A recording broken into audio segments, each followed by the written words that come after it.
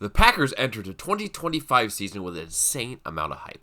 After acquiring all-pro edge rusher Micah Parsons from the Cowboys, it seemed like this team would be a Super Bowl contender. And after starting off the season 9-3-1 with a big win against the Bears, everything fell apart in Denver as, after losing star tight end Tucker Kraft to an injury earlier in the year, the Packers lost both Micah Parsons for the rest of the year with a torn ACL and a star right tackle Zach Tom with a knee injury that would knock him out for the rest of the year as well. Green Bay went on to lose their last 4 regular season games and came to an end against the Bears in the wild card round after an incredible first half where the Packers were dominating. They ended up blowing an 18-point lead to lose to their division rivals. But this was a really good team that had just too many injuries to too many key players, which prevented them from making a Super Bowl run. And the defensive line and linebackers were a big aspect of this, as when Micah Parsons was healthy, it was one of the most feared units in all the NFL. But after both him and Devontae Wyatt went down with season-ending injuries, the pass rush completely vanished. The grading is as followed. A is for players that had a surprising season or all-pro level year. B is for players that had a good season. C is for average players. D is for disappointing players. And F is for players that were complete liability for the team. So let's go and get started with one of the more promising players on the defensive line and defensive tackle, Devontae Wyatt. Coming into the season, the hope was that Devontae Wyatt would take a big step forward as the main guy generating pressure on the interior of the defensive line. And he was definitely heading towards a career year as he was generating a ton of pressures and causing problems in the back of the passing game. His best game came in Week 12 against the Vikings as he terrorized J.J. McCarthy and the Vikings with 2 sacks on the day, one of which was almost a safety. But everything changed in the second half of the Thanksgiving Day game against the Lions as Wyatt suffered a fractured ankle that ended up knocking him out for the rest of the season. Overall, for his 2025 year, Wyatt appeared in 10 games, starting in all 10 of them, recording 27 tackles, 15 of them solo, 6 tackles for loss, 4 sacks, 7 QB hits, and 2 passes deflected. PFF gave him an overall grade of 52.9, a pass rushing grade of 71.4, a run defending grade of 38.7, 16 defensive stops, 16 quarterback hurries, 2 quarterback hits, and 22 pressures. For his 2025 season, I'm giving Wyatt a grade of B, as he was quickly proving himself to be one of the best rushing defensive tackles in the entire NFL. But the combination of his poor run defense and the season-ending injury prevented him from having a higher grade than this. The Packers picked up his 5th-year option and are probably going to try to extend Wyatt for the future. I hope his recovery goes well and he can continue to be a force in the middle of this defensive line. After losing TJ Slaton in the offseason to the Bengals, the Packers were needing someone to step in to be the nose tackle for the team. For him being undersized and not really fitting that role well, Wooden actually played pretty solidly in that position. He wasn't the most effective on defense, but was good enough to get the Packers through the year. Overall, for his 2025 season, Wooden appeared in 17 games, starting in 16 of them, recording 50 tackles, 26 of them solo, 6 tackles for loss, 3 quarterback hits, and a pass deflection. PFF gave him an overall grade of 49.8, a pass rush grade of 58.3, a run defense grade of 42.6, 27 stops, 8 quarterback hurries, and 11 pressures. For his 2025 season, I'm going to give Wooden a grade of C. As for playing out of position, he didn't do too bad, but his time in Green Bay came to an end as the Packers traded him to the Indianapolis Colts in exchange for a veteran linebacker, Zaire Franklin. I wish Wooden the best of luck in his new stop in Indy. Would we finally have the Lucas Van Ness breakout season in 2025?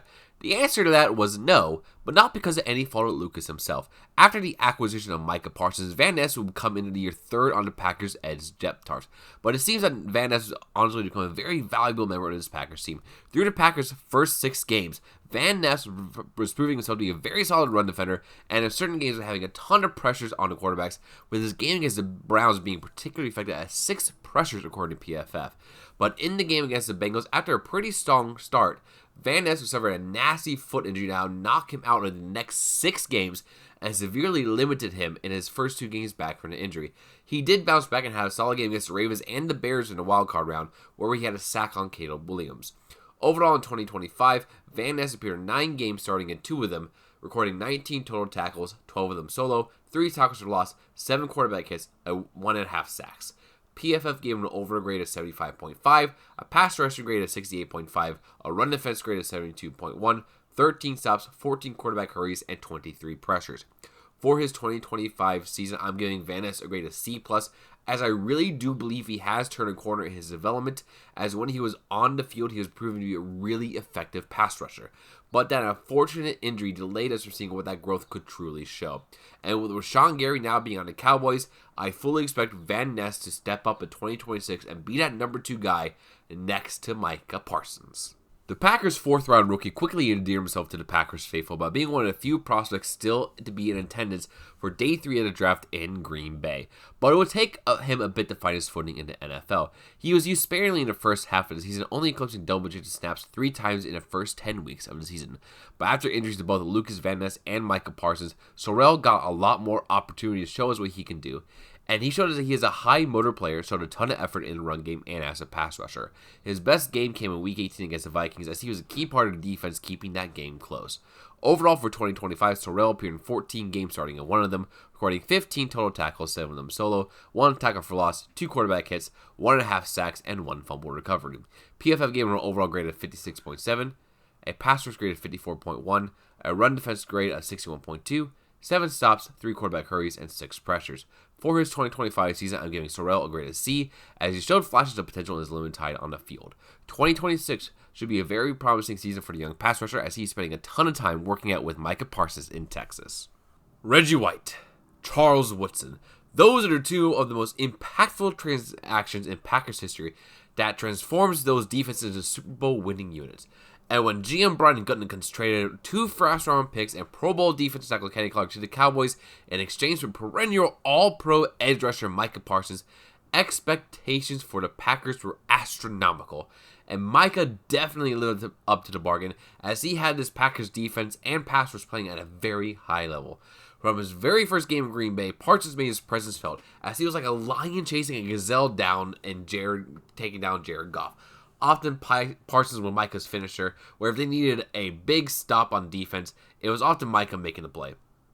Especially against the Cardinals, where for some reasons the Packers found themselves struggling against Jacoby Brissett, Parsons had 2 huge sacks in the 4th quarter, including a game-sealing strip sack. Parsons was very much on his way to a 16-18 sack season, and only the Browns and Myles Garrett, who was on a record-breaking sack pace, stood in front of him winning his first Defensive Player of the Year award. But on the field at Mile High, the worst-case scenario happened, as late in the game, Parsons tore his ACL, which knocked him out for the rest of the season. The Packers' defense was not the same after the game, as Micah was the main engine of that defense, speeding up the opposing quarterback's clock to help out the defensive backs, and since he took up double and even triple teams to free up other members of their defensive line, they now could not get the same level of pass rush that they had before. All that went away after Parsons went down, and the defensive line could not generate any pressure at all without Parsons on the field. Overall, for his first season with the Packers, Parsons appeared in 14 games starting in 13 of them, recording 49 tackles, 19 solo, 12 tackles for loss, 27 quarterback hits, 12.5 sacks, 2 forced fumbles, and 1 fumble recovery. PFF gave him an overall grade of 92.0, a pass rush grade of 92.9, a run defense grade of 70.2, 28 stops, 51 hurries, and 79 pressures. He was also named to the Pro Bowl, was a first-team All-Pro member, and finished 3rd in Defensive Player of the Year voting, even though he missed a quarter of the season. For his 2025 season, I'm giving Parsons a grade of A+, as he was absolutely the Packers got when they traded for him. I think this Packers season could have turned out quite differently if he did not get hurt, as he was a jolt that we needed for this defense. He should make a full recovery from his ACL injury, and I cannot wait to see what he can do for this defense in 2026. Now that Gary will be the number 2 edge rusher with Micah freaking Parsons occupying 2 defenders at every single snap, it was expected that Rashawn Gary would have a monster of a season, feasting on one-on-one matchups. And initially, it seemed that it was working, as within the first 7 games of the year, Rashawn Gary had 7 sacks, with generating a good amount of pressures as well. But surprisingly, after the game against the Pittsburgh Steelers, Gary just disappeared, not recording a single sack the rest of the year, and his pressures went down as well. He was just not a good football player for the second half of the season, which for someone you're paying $20+ million to do is just not acceptable. Overall, for his 2025 season, Gary appeared in 16 games, starting in 15 of them, recording 45 tackles, 25 of them solo, 7 tackles for loss, 20 quarterback hits, 7.5 sacks, 1 forced fumble, and 1 fumble recovery. PFF gave him an overall grade of 68.2, a pass rush grade of 60.7, a run defense grade of 71.8, 25 stops, 35 quarterback hurries, and 54 pressures. For his 2025 season, I'm giving Gary a grade of C-, as the first half of the season was off to a pretty good start, having a big impact alongside Micah Parsons. But he completely disappeared in the second half of the season, and before the Packers went to release him, he was traded away to the Dallas Cowboys in exchange for a 2027 fourth-round pick. The Packers' fourth edge rusher turned in yet another solid season as an early run defending edge. Enagbare was just a very solid player for the Packers, being a high-effort guy, eating up blocks and stopping the run, while also contributing a bit in the pass rush as well. Overall, for his 2025 season, Enagbare appeared in 17 games, starting in 3 of them, recording 39 tackles, 16 solos, 6 tackles for loss, and 2 sacks. PFF gave him an overall grade of 63.6, a pass rush grade of 58.6, a run defense grade of 60.9, 20 stops, 16 quarterback hurries, and 24 total pressures. For the 2025 season, I'm giving Enagbare a grade of C+, as he continued to be a very effective player for the Packers. And in the offseason, he was rewarded with a 1-year, $10 million contract with the New York Jets. Man, that was a disappointing season for Connor Brooks. I had high expectations for him after his first 2 solid years in the NFL, but he definitely took a big step back in 2025. His run defense was as bad as it was for his first 2 years, but his pass rush took a massive step back, having less pressures and only half a sack this year. Overall, for his 2025 season, Brooks appeared in 16 games, starting in 7 of them, recording 28 tackles, 8 solo, 1 tackle for loss, 5 quarterback hits, half a sack, and 1 pass deflection. PFF gave him an overall grade of 47.5, a pass rush grade of 58.7, a run defense grade of 40.6, 11 stops, 20 quarterback hurries, and 25 total pressures. For his 2025 season, I'm giving Brooks a grade of D+, as he took a big step back into one thing he does well, which is rushing the passer. Hopefully, he has a big bounce back year in 2026, or else his time in Green Bay will be very short. The first of the Packers' 2 young Georgia defensive linemen, Brinson showed a good amount of promise in his limited playing time during his rookie season. Especially when it came to rushing the passer, Brinson shows why he was drafted by the Green Bay, even though his run defense could really use some work. Overall, for his 2025 season, Brinson appeared in 11 games, starting at 1 of them, recording 13 total tackles, 6 of them solo, 3 quarterback hits, and a half a sack. PFF gave him an overall grade of 42.8, a pass rush grade of 66.5, a run defense grade of 36.5 with 5 stops, 9 quarterback hurries, and 11 pressures. For his 2025 season, I'm giving Brinson a grade of C-, as he did show some promise in his rookie year, but there is a ton of work that still needs to be done for him to be an even more effective player. The Packers' tradition of having an undrafted rookie made the roster continues with Nazir Stackhouse out of Georgia. It was surprising that Stackhouse wasn't drafted, as many expected a big bulldog to be selected in the later rounds of the draft. Other teams passing on him looks to be a gain for the Packers, as Stackhouse showed a ton of flashes of being the team's next nose tackle. Overall, for his 2025 season, Nazir appeared in 13 games, starting in 1 of them, recording 12 tackles with 2 of them being solo. PFF gave him an overall grade of 43.5, a pass rush grade of 49.3, a run defense grade of 45.5, 3 stops, 4 quarterback hurries, and 4 total pressures. Just a quick note, PFF does not really grade nose tackles that well, so that's why grades for him are a little bit lower. For his 2025 season, I'm giving Stackhouse a grade of C, as though he showed me enough flashes that I want to see him get more playing time as a Packers nose tackle heading into next season. The enigma that is Quay Walker continued into his 4th season of his NFL career. If you were just a box score watcher, you'd think Quay had a good year, recording a career high in tackles while also generating a good amount of pressures and sacks. But if you watched the games, you knew that the Packers could do better than Walker in the linebacker room.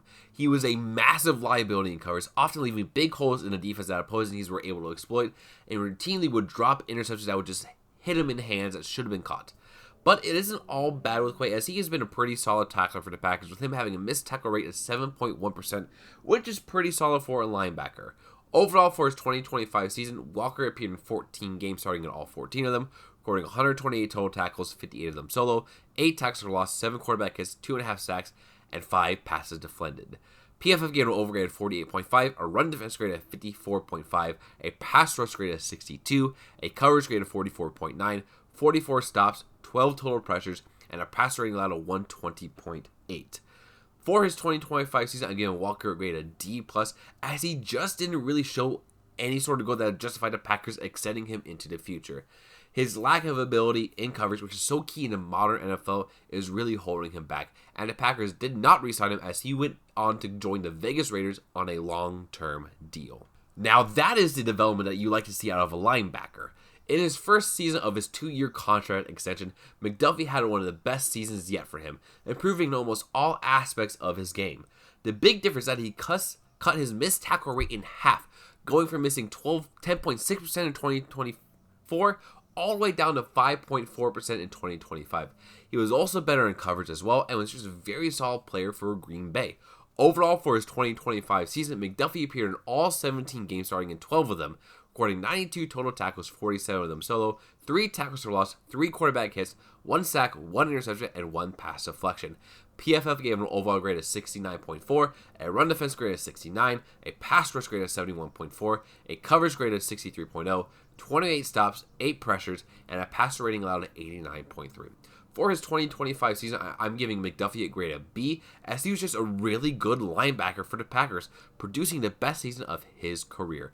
Hopefully he continues to be a solid piece for this Packers defense in 2026. This is a very special player, man.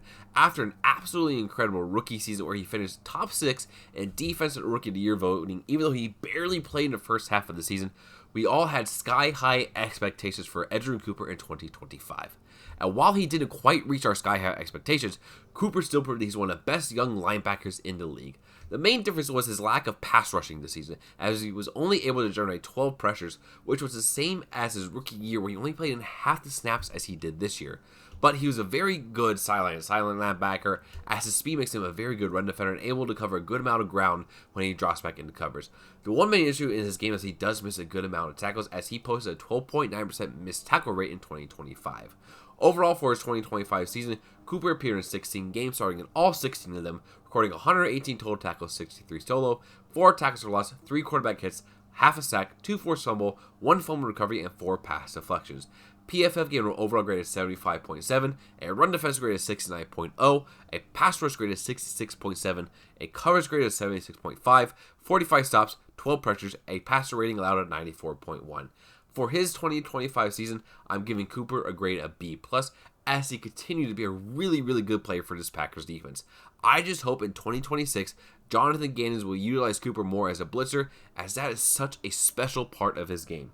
Thank you guys so much for watching the video. If you enjoyed the content, like, comment, and subscribe. Later on this week, I'm going to be going over the Packers defensive backs and special teamers, and hopefully before the NFL draft, I'm able to drop my 2001 draft retrospective video. Still writing it, so we'll see if it gets done in time, but thank you all so much for watching, and I'll see you in the next one. Peace.